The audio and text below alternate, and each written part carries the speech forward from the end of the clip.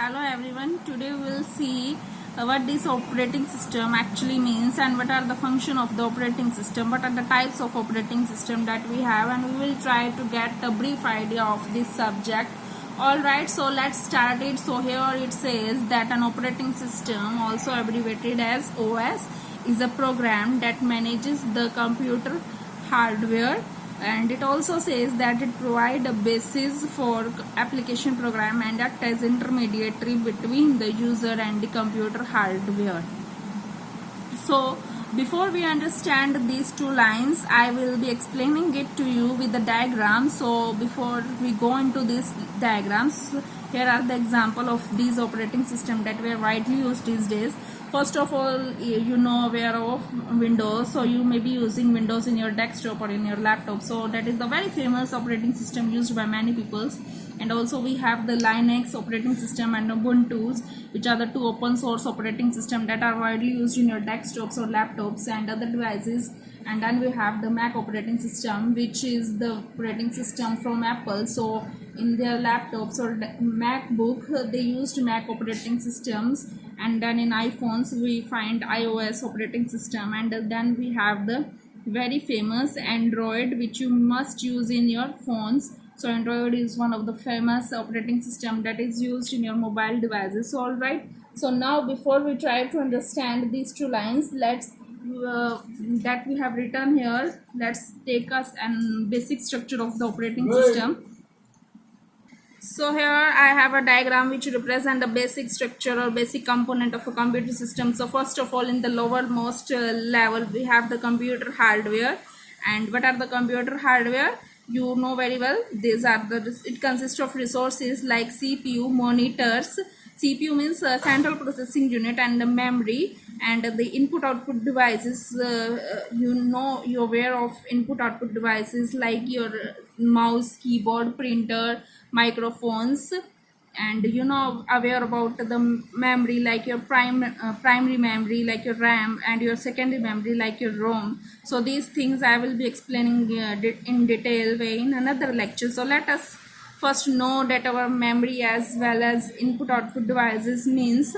Input output devices, these are the devices that you use for either giving input to your system or for getting the output out of your system. So example of these will be include your devices like your keyboard, mouse, your microphones. These are the devices that you use for giving the input into the system, and then output devices would be data devices that you use for getting the output out of the system. That would be your devices like your monitors or speakers, which gives you output or which shows you or to make you hear the output. That those are the output devices. So all of these things, they fall under the, so we generally refer to them as resources. All right, and then on the top we have the operating system, but for now let us just forget this operating system for a while. Just let us assume that there is no operating system on the top of this, and we have the system like system and application programs. So now there are two kind of software we have, which is the system software and the application software. System software are the software that are used to directly modify or directly give some command to that computer hardware, and operating system is also a kind of system software. But let's not think about that and just not be confused hearing that. Mainly try to understand what application programs. Application programs are the programs or softwares that are used to perform a specific task that can be directly used by the user. And these are the some example that we have. Word like MS Office, like which are the software used for making the document file. I have believed that we have all used MS Word, and then we have the spreadsheet like your MS Excel. Okay, so it will used for making tabular data, for making some calculation in your table or data. That we have compiler. If you are computer science student, then you might be known that what are the compiler are the software that we use for writing our computer code, like your code in C++ or Java. These are written in your compiler. And then we have the text editor. Text editors like your Notepad, or for modifying the text or writing the text, like your WordPad, etc., Notepad, etc. Then we have the web browser. Like web browser are the software that enable you to browse something on the web, even as you are watching this video in YouTube, or you may be using some web browser to view this. These are the example of web browser like Google Chrome, Mozilla Firefox, Internet Explorer. So it is not only the application program that we have many application program. These are the just few. I'll take you to make you understand. So these are the application programs we have, and on the top we have the users. This is the user like you and me, who are trying to use this software for performing some specific task. So let us take a simple example. That's this user. Let us take an example that this user wants to use the MS Word software, like MS Word, Microsoft Office Word. So we want to use MS Word for typing some document, and he wants to save it to his system. So let's see how he does it. So we imagine that there is no operating system over here. We just have this user and the application program, and then the computer hardware. So if you want to write a document, or if you want to type something into the MS Word, then he have to tell to the computer how and where that he wants to do that. And now since there is no operating system here, so he have to explicitly tell the computer hardware that he wants to do in the form of code.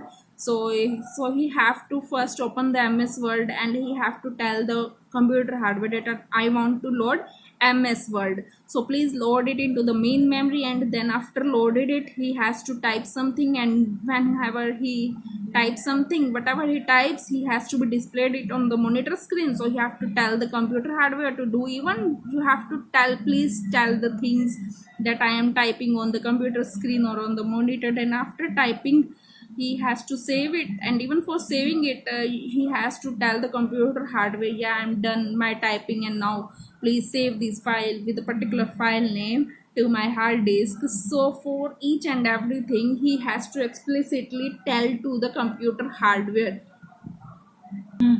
So in order to avoid this problem, we have the operating system here. Operating system reside between the computer hardware and the user. So it acts as intermediary between the user and the computer hardware. So it is a kind of resource manager that manages both hardware and software resources of a system. There can be various resources present in the system, and to manage it manually is a very difficult task. So we make the use of operating system to manage all the resources present in the system. And apart from the resource management, the other thing operating system do is it provides a platform where other application can be published and used. The following you can now see that an operating system is a program that manages the computer hardware or resources. It provide a basis for provide a platform to application program, and that as an intermediary between the user and the computer hardware. There are two types of goals of operating system. The primary goals is to provide a user friendly environment and a convenient environment, we can say. We know that it is not compulsory to use the operating system, but things become harder when the user has to perform all the process scheduling and converting the user code into machine code. So it become very tedious task. So we make the use of operating system so that it can act as intermediate between user and the hardware. So all you need is to given the command to the operating system, and operating system will do to the rest for you. So operating system should be very convenient. So operating system act like a government. Like a government, it performs no useful function by itself. It simply provides an environment within which other programs can do the useful work. So the secondary goal of operating system is the efficiency. Operating system should perform all the management of resources in such a way that the resources are fully utilized and no resources should be held idle. If some request to that resource is there at that instant of time. So in order to achieve the goals, operating system perform a number of functions. Let's see them. I told you that operating system acts as an interface between the user and the hardware. Next function is memory management. For the execution of a process, the whole process is put into the main memory and the process is executed, and after the execution of the process, the memory is freed, and that memory can be used for the other processes.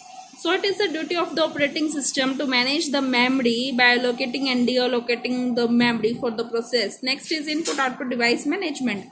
There are various input-output devices that are present in the system. Various processes require access to these resources, and the process should not directly access these devices. So it is the duty of the operating system to allow the use of input-output devices by various processes that are requiring these resources. Next goal is a file management. There are various file folders and directory system in a particular computer. So all these maintained and managed by the operating system. All these files are related information are maintained by a FAT, that is called a file allocation table or a FAT. So every detail is related to the file, like file name, file size or its type, etc. These are stored in the file allocation table. So it is the duty of the operating system to make sure that the file should not be opened by some unauthorized access. Next is the virtual memory. Virtual memory means when the size of your program is larger than the main memory, then it is the duty of the operating system to load only the frequent used pages in the main memory. That is called the virtual. Now following are the some most widely used types of the operating system. You can see there batch operating system, then there is time sharing operating system, then there is distributed operating system, then network operating system, then there is real-time operating system, then multi-programming or multi-processing, or you can say multitasking operating system. All of these operating system I will be explain you in detail in some another lectures. Today my goal is to explain you only what is an operating system. I hope you will understand now. That's all for today.